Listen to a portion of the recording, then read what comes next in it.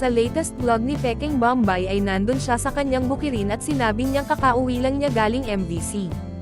Nandun siya sa bukid dahil titingnan niya ang mga pananim niyang mais kung may bunga na ba at kung pwede na bang ihawin. Pagdating ni Peking Bombay sa kanyang maisan ay nakita niya may bunga na ang mga ito pero nadismaya siya dahil ang iba ay kinakain ng daga.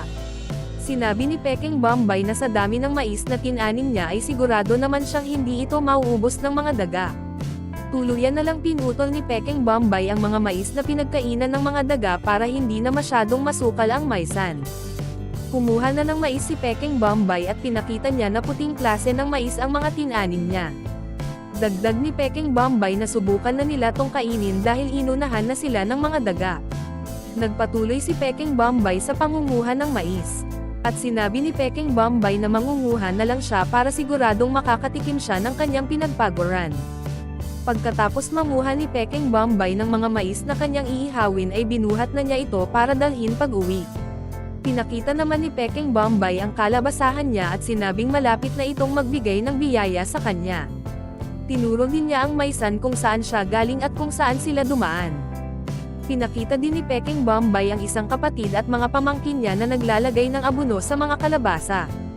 Pagkatapos ay pinuntahan naman niya ang una niyang pananim na mais sa isa niyang bukirin. Pinakita ni Peking Bombay ang isang mais at sinabing pwede na itong harvestan. Hindi pwedeng patagalan ang pag-harvest kasi masisira na ang mga mais dahil sa laging pag-uulan. Dagdag ni Peking Bombay na nagsimula ng masira ang mga mais kaya kailangan na nila itong harvestan para hindi tuluyang masisira. Kukuhanan niya ng mga dahon ang mga mais na nasa parteng itaas ng sakahan. Ito kasi ang napili ni Peking Bombay na gawing binhi dahil malaki at maganda ang klase.